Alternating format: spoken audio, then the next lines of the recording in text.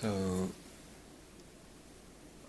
I was perhaps a little even more long-winded than usual last night, and as a result there were a couple of things I left out, which I just want to touch on today. Today we add the self, compassion to the self. So we keep compassion to the person who's obviously suffering, and we add compassion to the self.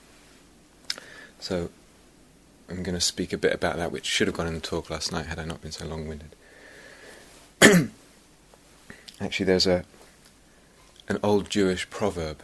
It says, "Why say something in 20 words when you can say it in 2,000? Anyway, when we move on to compassion for the self, very, very common, this is very common. We've just been with someone obviously suffering, and the feeling that comes up, or the reaction that comes up, and it's understandable, can be, but I look at myself and I just see others in the world are suffering much more. I'm aware of my suffering, but when I compare that to the suffering that I know of in the world, that I read about, that I hear about, it seems unfair to stay with myself and give the compassion to myself. This is extremely common.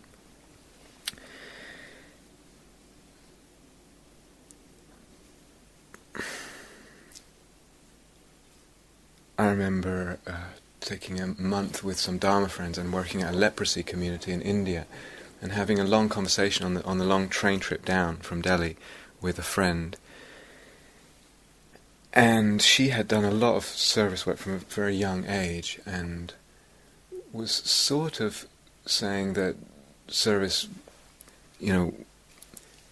was really much more needed in the third world, etc., and it was pointless relating to sort of white middle-class people in the West, etc. But we had a long conversation, and then going to this leprosy community and actually seeing how much joy there was there was quite striking. People with leprosy and recovering from leprosy, or having recovered from leprosy, tremendous amount of joy there. And we had this sort of ongoing conversation and comparing that to some of the suffering that's around in the West. And I really don't want to polarize East and West here, but sometimes where we think the suffering isn't always where it is, in the most obvious sense. And anyway, suffering is not measurable. This is something we'll come back to. Suffering is not measurable. But this reaction, others suffer much more, extremely common. Sometimes it's just a habitual way of viewing, a habitual way of seeing ourselves and thinking. And there's a lot of things really crucial about compassion to the self. One of them is that this suffering here is the suffering that we can be most intimate with. And because of that, there's the potential that we can actually learn most from it in terms of how does suffering arise? Remember, that's the fundamental question of insight, of panya, of wisdom. So because we are most intimate with this psychophysical organism, that's where we learn the most. And that wisdom then translates and transfers into compassion for others, because we understand the roots of suffering. The more we understand the roots of suffering, the more compassion there can be for all beings. Compassion for oneself, tremendously healing. Really, really important levels of healing there. And it comes in lots of different ways. It comes, of course, through metta to ourselves, through compassion to ourselves, but also through the samadhi, to whatever extent it's there. Just the calming of the body, the calming of the mind, brings a healing. We can actually feel a healing going on sometimes. And also through insight, as I just said. So this practice of compassion and compassion to oneself, you can actually enjoy it. And like I said last night, it doesn't have to be always heavy. Sometimes it feels, the heart is reverberating with empathy, and it can feel not heavy, but just poignant, definitely. But there's also an enjoyment in compassion practice that's available, and that enjoyment is very much part of the healing, as much as the being moved and the being touched. So this aspect, and I mentioned it, I think, definitely last night, maybe even before, this balancing of the empathy and the giving. This is so important. Do I need to go over it again? I'm really happy to explain it again if people are not quite sure what that means yet. Could you explain the difference between empathy and sympathy? I'm not sure I know. I think sympathy's got a bit of pity with it. Okay, yeah, maybe that's right. Thank you, Francis. Yeah, maybe in English usage, sympathy, the word sympathy has come to mean something which invokes a sense of pity, which has a sense of distance and somewhat looking down. I don't know whether it originally meant that, just sympathy. It doesn't imply that, but it has probably come to have been injected a little bit with that. Well, yeah. I was wondering about our look at this word pity, whether that's something to do with a Western approach rather than the original, maybe in biblical terms, may have been compassion. Yeah. We interpreted it Yes. as something from a distance, something we look at from a distance. Yeah, yeah. Very, very possibly, yeah. And probably originally the word meant something much more like compassion. But that feeling might still have arisen for people, and so I just want to use words to separate out what one might notice in one's practice when one's a bit distant, a bit aloof, a bit almost superior. But this piece about balancing our empathy, how we're resonating, how we're feeling the suffering, opening to it, taking it in, and balancing that with the giving out, and tasting, feeling in the body the loveliness of what we give out as a way of making the compassion sustainable. Does it make sense? Yeah? Okay, good. When we come to compassion for ourselves, in a way this balance and this process still applies. Usually in insight practice, when we have a pain, emotional or physical or mental, whatever it is, the instructions, part of the instructions, are to really go into the pain and really feel it in a very bare way. Open myself to get into the texture of it, be right there with it. And so, quite standard insight meditation instructions. Very useful and very powerful and very beautiful. Slightly different emphasis with compassion to oneself, in that one is aware of the pain, whatever it is, emotional hurt, physical pain, whatever. But it's almost as if that's at the center of something, and one is conscious of it, one's feeling it, one's even feeling the suffering of it. But in a way, one's more interested in what's around that. Someone in their note beautifully put, holding the holding that goes around the pain. So it's as if this pain is at the center, and we're not denying it, we're still feeling it, but we're not going right into it.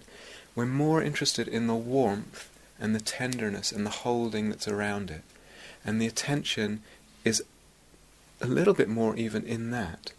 Do you understand? So it's again picking up on this quality of what's bathing, what's giving, what's going out. Does it make sense? Yeah? Another issue that can come up when we give either metta or compassion to myself is the question, am I feeding my ego? If I spend too long just relating to myself with love and compassion, am I perhaps feeding the ego and feeding this sense of self? Good question, but when we look carefully, we actually see that the ego sense is dependent on the wrong kind of attention to the self, on an obsession or judgmentalism or criticism or that kind of thing. A wrong kind of self-attention builds the ego and builds a self-sense, whereas an attention that's full of compassion, full of tenderness, full of acceptance and care, full of insight into questioning how is it that this suffering has come about, that kind of direction of the attention towards self does not build the ego, will not build the ego, will actually soften things, will actually allow things to become looser and more spacious.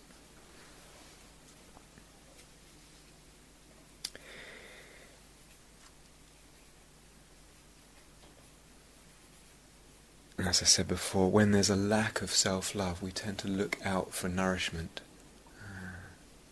We look outwards in a way too much, in an off-balance way. And somehow that actually also feeds the self.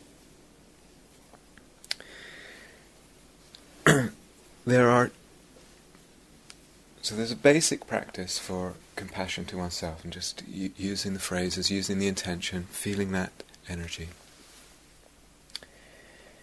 And just a word here in response to someone's note, actually, to repeat something I said. Compassion, I feel, not everyone will feel this, but some people will definitely feel this. Compassion is a lighter energy. It's actually, it can be a little more subtle. So what that might mean is you might want to really back off on the phrases. Some people don't want to use any phrases at all with compassion, because it's more delicate. Some people just use the phrases much more lightly, and this allows the sense of drawing close to the suffering, of empathy, and also of giving. So play with that. Play with how heavily and tightly you hold the phrases.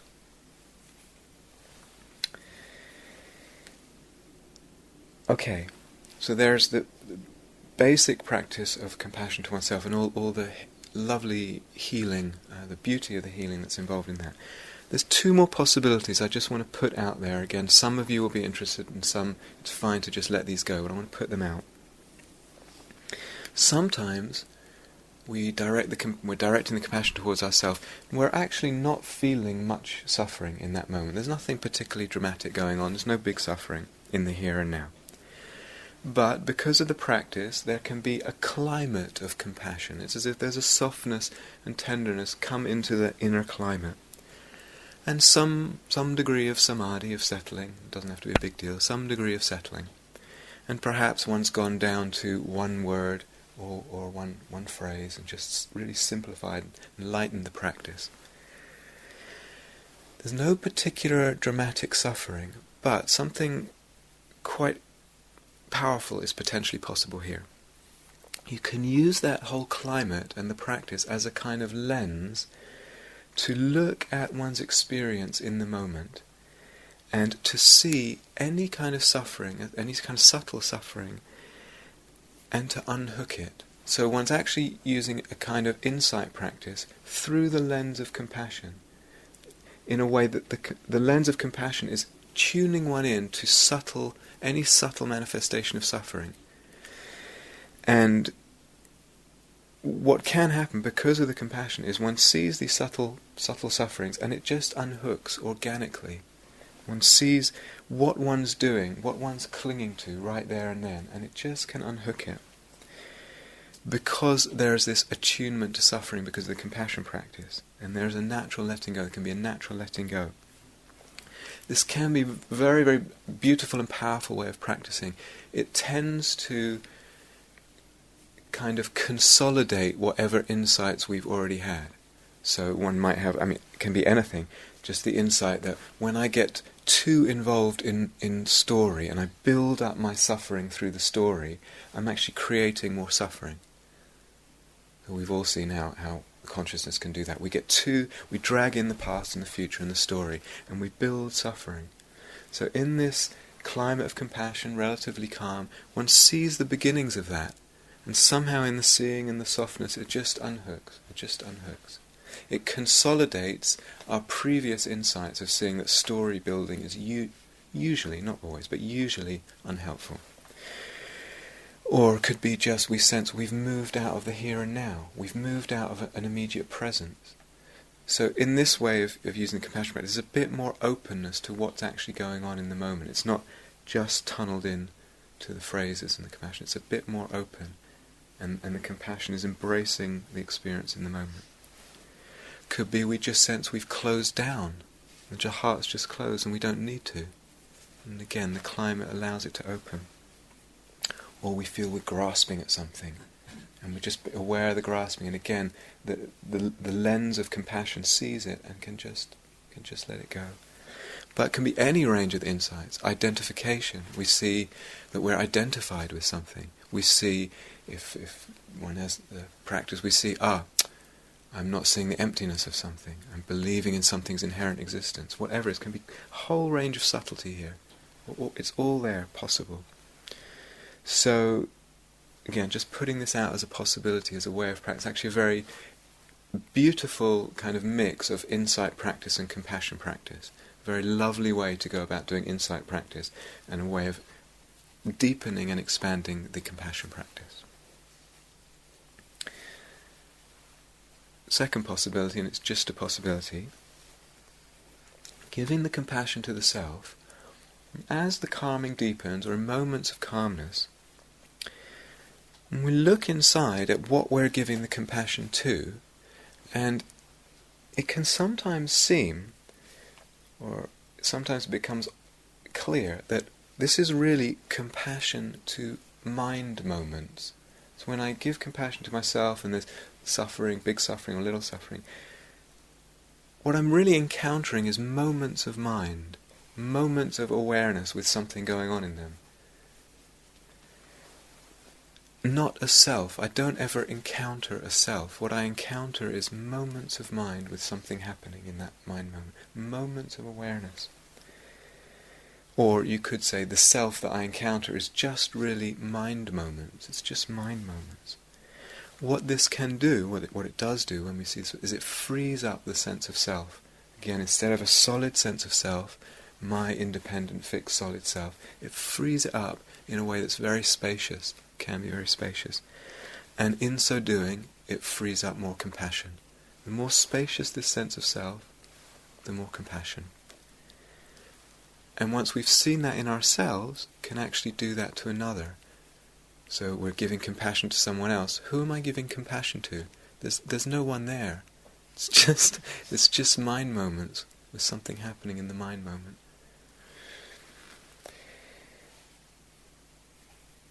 So in a way we're giving compassion to ownerless mind moments. Mind moments that have no owner.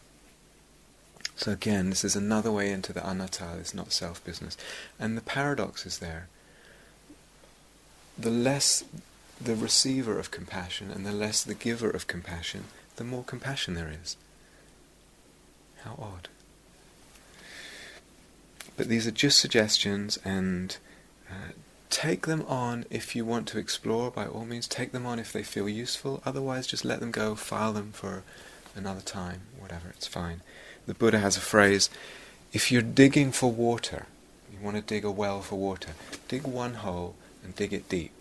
Don't dig lots of little holes, and you're not going to get enough. So the same with all these possibilities. Just take one or two things that seem, maybe I can work with that, and dig deep with them. See what happens. Keep the rest for another time. Okay, pretty good. 20 minutes. Let's do a practice now then.